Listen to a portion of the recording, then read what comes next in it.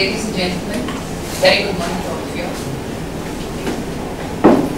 I don't know if I should feel privileged to be standing before all of you, because I find there are a lot of people far more experienced than I am in this field, far more knowledgeable than I am in this field, who are sitting out here and whom I am addressing across the table today. I had a 22-year-old stint as a practicing civil lawyer, and in that 22 years I would say I had a very brief run with IP. It was more towards the back end of my career, but that was more than sufficient to arouse my curiosity in this field. When I moved on to corporate and that into a sector which is a farming sector, basically manufacturing equipment for the farmers, the interest in IP only doubled all the more. I would say this was a very gradual move, but a very determined move that I made from practice onto the corporate sector. Because in practice, especially in the civil field, which is extremely vast, I felt that over a period of time, intellectual property, which was at its nascent stage at that time, was being misinterpreted by a lot of people in my profession. Basically because this was a new field which was patently very old abroad. Other than India, I would say, a lot of other countries, maybe not the third world and developed countries, but all the other countries were far ahead of us in awareness of what this whole thing was about. And the awareness across the country, even in the educated class, was very, very low in India. This was something as a practicing lawyer that I found. And as I was doing a lot of civil issues, which were dealing with a lot of these corporate IPR issues, I realized that it was not a lack of awareness because we were not reading up on it, but because we were refusing to accept certain things which were just across the country, and we were just pushing it away, saying, I will deal with it when I come. This has been the general attitude of corporates across India. But when the multinationals stepped in and they became a little bit aggressive in taking away a lot of what is ours, we started becoming alert. The bigger group companies started becoming alert. The ones with more potential or financial power into research were becoming alert. The others were left way out because they did not know how to monetize what they had. One. Secondly, they did not know how much to pump into the research. Two. Another thing is that they did not know how to utilize the potential of the employees to develop these ideas and to make it a joint IP, both of the company and the individual. These were big gaps that I found in the sector across the country, whatever be the sector.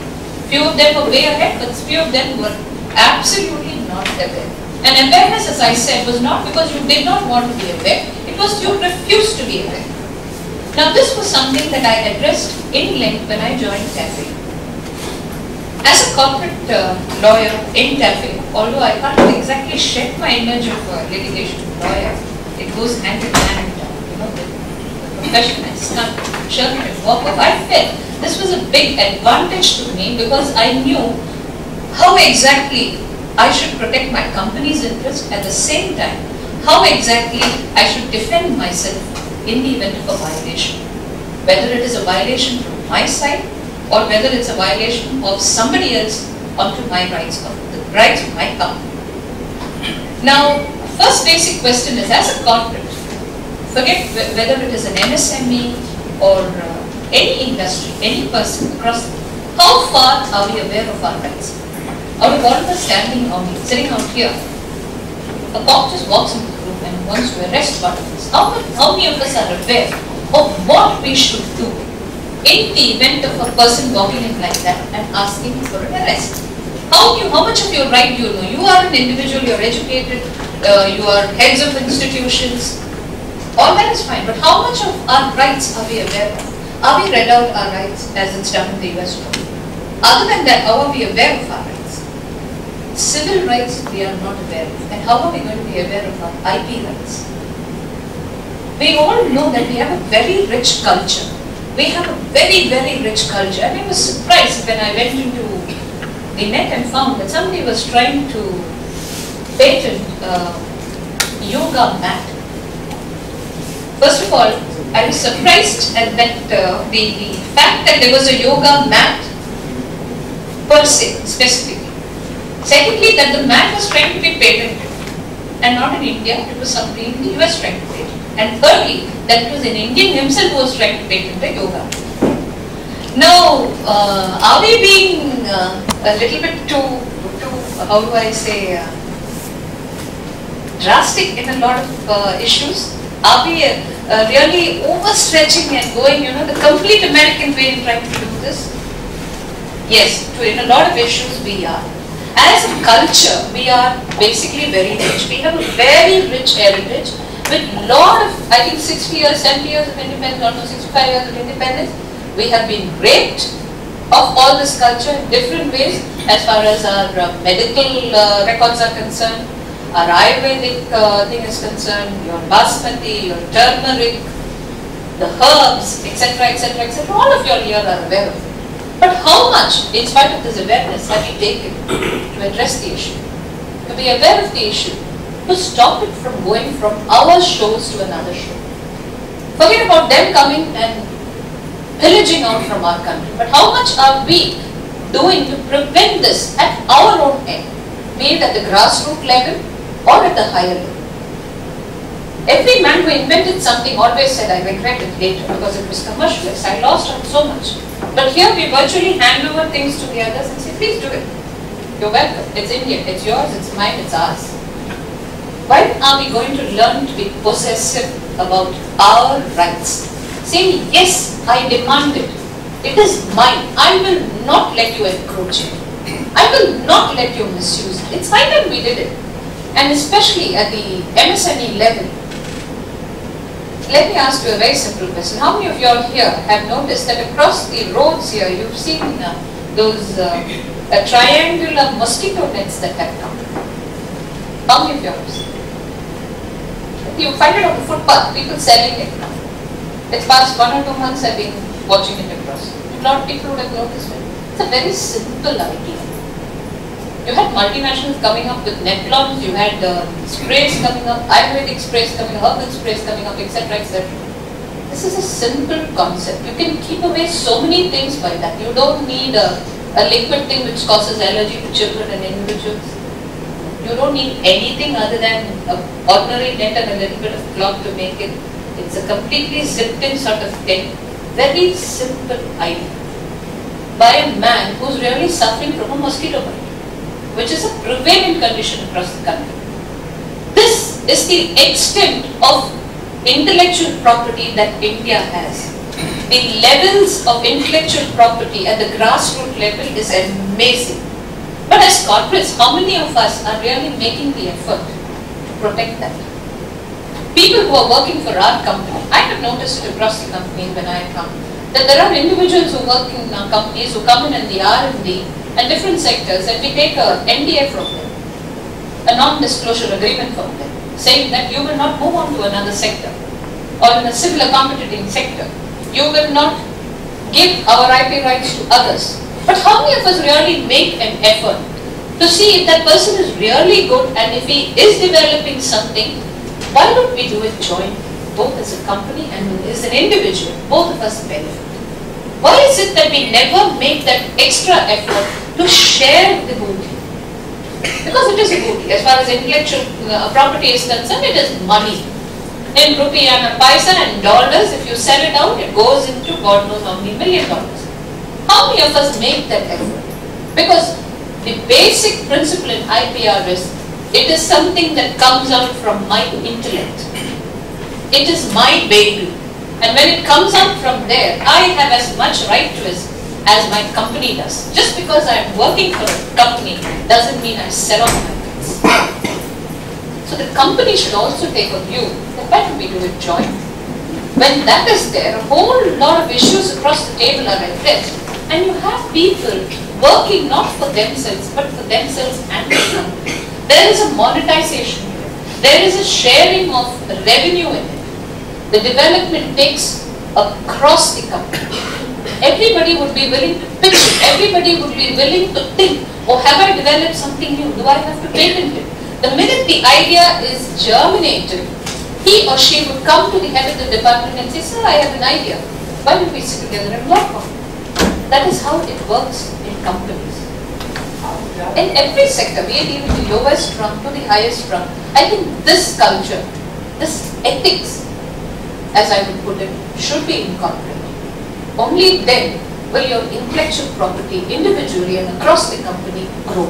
And India as a country would grow up to be a global company, because it's not just the population. When you have a population, like say China has got a population which is outbeating our country, but every intellectual property in China is being so beautifully utilized now over a span of 5 years. If they have moved ahead of us in a lot of sectors, it is because they are identifying and they are addressing the issue and they are treating it. How they are treating it is a different issue. But they are treating it and they are taking it and they are moving forward. They are trying to safeguard what is theirs. We still haven't reached that stage. We are still thinking of me. Let's start thinking of ours as far as intellectual property is concerned. Because intellectual property is that not only of yours but of the country as well. And if you recognize it as a joint venture, I think we can grow to God knows what extent. We have been proving it across in agriculture, we have been proving it across in IT. But in IT I noticed that only companies which have their parent companies abroad have a process that is being followed. Even there, normally after the company is instituted out here, incorporated out here and they move in to function, the rights are normally assigned back to the company. How many of us ever turn around and say, sorry, I can't do that. If I am developing something, I need a joint right over this. How many of us do that? But just because they pay us, okay, I'm happy with what I am. No. Because a basic germ, a seed that is come, develops in different forms in different industries. Take coding for instance. What was it developed as and what is the product being used now as? It's the basic ingredient for your cough syrup. The man who invented it did not want to invent it as a cough syrup. He invented it for something else. But it ended up being, what is the market for cough syrups across the country, across the world? What would have been his IPM? Just imagine. Let your imagination run a bit. This is the potential of IPM. Every company should put a percentage of their profits or whatever they are getting out of their business into research and into IPM. That would be, I would say, the biggest asset the company can have. Because even now, if you realize, earlier it used to be a concept of goodwill, forming part of the books of accounts. But now, your patents is part of your book of accounts. It comes as a capital asset. Why?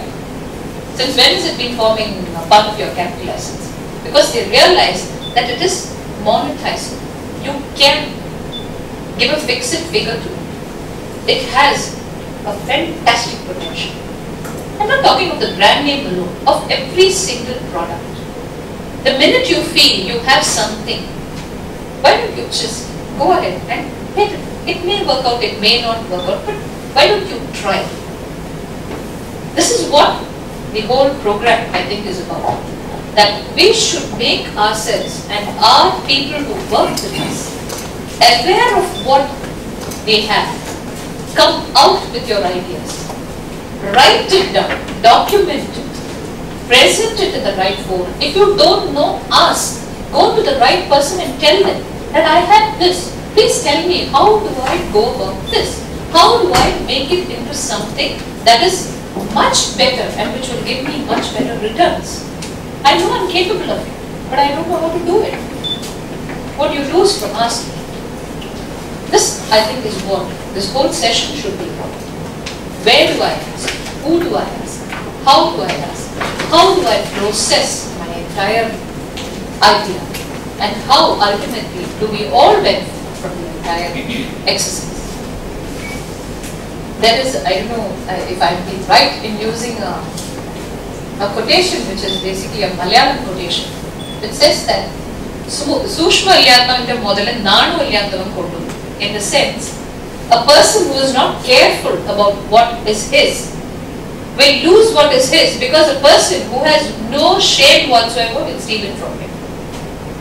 So the fault is not of the person who is stealing it from you. The fault is that you have not been careful about what is yours. That is intellectual property. You have to realize that. The realization is your first rung in the way.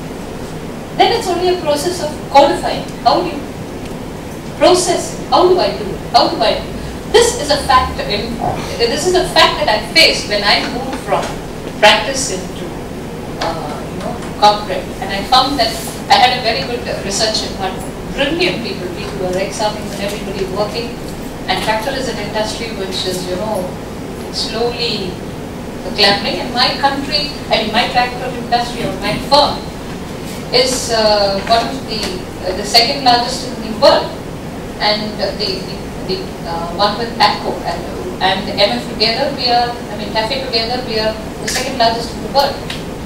And for an industry that has so much potential, which is literally touching the grassroots level, not just on the tractor side, but on the implement side also, the investment is abysmally low in the industry. I have very few players in the industry who I think are quantifying that much of their IPR and investing in the R&D in the IPR. But this is an awareness that has come across the company because I have fought for it. And though I am not from the agricultural segment or from the corporate segment, I felt there are a lot of potential that we can bring in this change into the company. And hopefully it works down the lane. Then, as far as addressing the issues of IPR is concerned, this is another grey area. We potentially, Indians are litigants. We love to fight. Whether the other man gets it or not, I should not deny it, and whether I get it or not, I won't let the other man get it. This has been the potential theory that we've worked on. But I think we should start thinking of, even if I haven't filed it, I know it's mine. How do I get it back? Because what you are trying to now do is to recover what you have lost.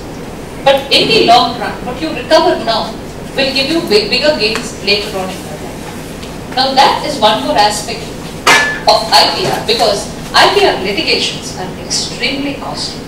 Let me be very frank. I know they charge you through the nose for a litigation. Because that's the kind of work that is involved in understanding where exactly you have gone wrong, presenting the picture before the court, and the ultimate monetization of whatever I am fighting for is far too great for you. So I get paid well for it. The simple logic behind it. But how do I avoid that? Again, you go back to square one, saying, at the nascent stage, let me protect. Okay, I haven't done that. Now what do I do? First find out whether you are in the wrong or the other man is in the wrong. If you know the other man is in the wrong, you fight, defend, get them to acquiesce to what is right, rather than litigating and getting an order and then coming and doing it, which is a long drawn process. Draft your documents and processes in such a way that they are airtight. They cannot find the fault with your document. So drafting of a patent is very, very essential. The nuances of it, the sketches of it should be minutely scrutinized before they are filed. Because it's a one-time, lifetime effort that you're taking, which I think you should concentrate a little bit more on, and you should take your regular legal head for it. If it's a patent engineer, he has to be put on job with the legal person. Well, legal person understands only the legal part, unless he or she is a patent engineer, basically was moved into a legal field. And then you should have a lawyer who just knows not just your IPR, but who is extremely strong on the civil side of it. Because the processes may be IPR, but the basic law is civil. It's a civil right that you're defending, unless it's an infringement, which is a mixture of civil and criminal, like your piracy, etc. Such things should be done with a person who understands both aspects of it. And you should be aware that you should be going to a lawyer who's not just an IPR specialist, but who knows the civil side and who will adequately defend you throughout the litigation. This should be the awareness I think that I should be giving you today as a corporate counsel and as a person who has come from the litigation side into corporate, and who I would say is having sufficiently bruised her knees to know what I'm talking to you. Experience I will make me also a better individual to be where you are, but I hope you don't have to make the same mistakes to learn the way I learned it. Just be aware. Thank you.